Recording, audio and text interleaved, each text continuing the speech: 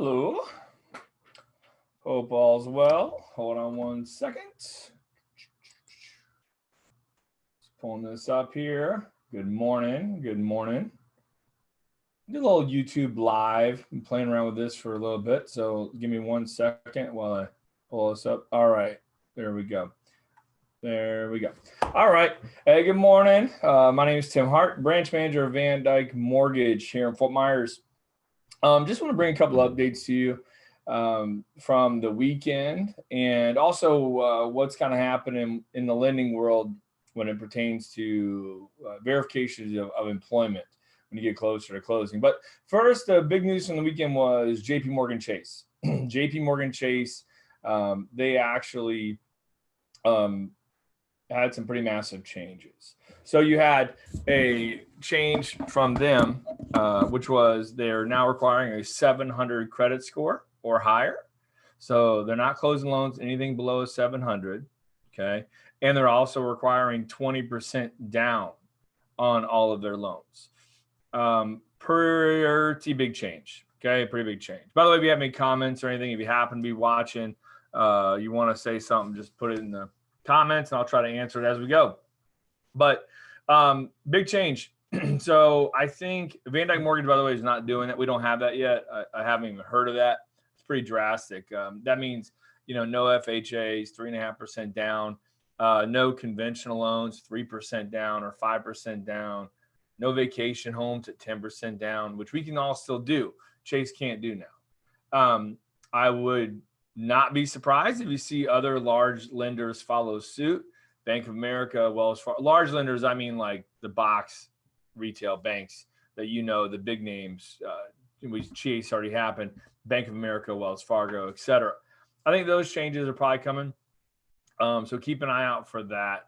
And, realtors, if you're watching this, that means to you is you need to be aware of who your buyer's been pre-approved. I could not get information on if it's like proactive, like applications starting today must have a 700 score or whatever, or if it's just immediate and that's the way it is. So if you have a borrower with Chase, you may want to put a call into that lender. If they're under contract, put a call into them. And if they've been pre-approved, you are going to want to call them as well. If I can help with anything on that, call me right away. I'm happy to do that.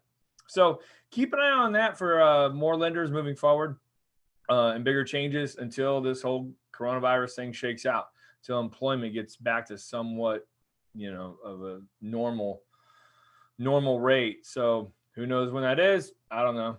It seems like Florida, seems like Texas, is trying to get people back to work. You kind of hear that already, the rumblings of it. You hear from Trump. So we'll see. And I'm not getting political here, so don't. Can't handle that. So the other thing, big changes or not big change really, but it's been happening for a week or two, but I don't think I really let people know. But something to be aware of is verifications of employments. Okay. So like your final verifications of employments, when you're under contract buying a home, normally, okay, before the coronavirus, you had to provide a pay stub within 30 days of closing. Okay. Now you're gonna have to provide a pay stub every week. Okay. Every week you get a pay stub, you're gonna have to send that into your lender. So just be prepared for that. You're also going to get a verification of employment done right before closing. They're going to call your employer. Hey, does whatever, Bill McGee still work there at Walmart? Yes, he does. Great. Thank you. Boom. Hang up. All right. So that'll be happening. Keep an eye out for that. Don't quit your job for the love of God. If you're trying to buy a home, don't do that. It's not a good idea, especially if you're in the middle of the process. Quick message to sellers out there. If you have a buyer and they're getting a loan, please understand that it's going to be hard for your lender to guarantee with 100% certainty that the loan's going to close. Okay. If they tell you with 100% certainty that the loan's going to close and that borrower has a job, they're probably stretching the truth.